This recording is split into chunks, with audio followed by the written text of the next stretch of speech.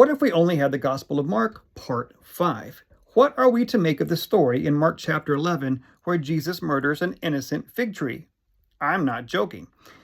In verse 12, Jesus is traveling to Jerusalem from the town of Bethany, and quote, he was hungry.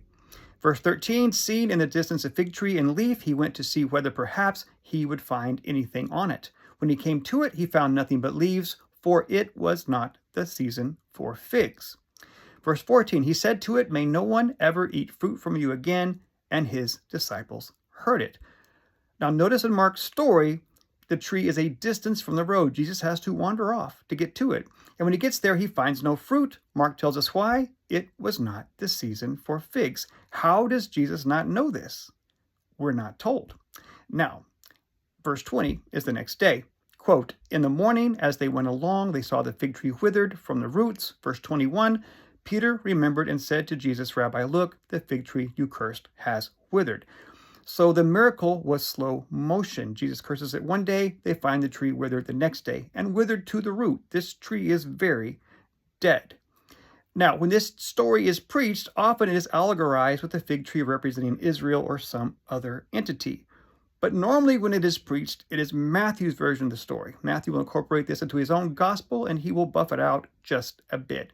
Matthew 21, verse 18, quote, early in the morning, as Jesus was on his way back to the city, he was hungry. This is definitely the same story. Verse 19, seeing a fig tree by the road, see what he did there? Jesus is no longer wandering off into the distance. The tree is right there. He went up to it, but found nothing on it except leaves. Matthew will omit the statement that it was not the season for figs. Then he said to it, may you never bear fruit again. Now notice the miracle, quote, immediately the tree withered. You see that? In Matthew's gospel, the tree dies instantly. Matthew will double down on this.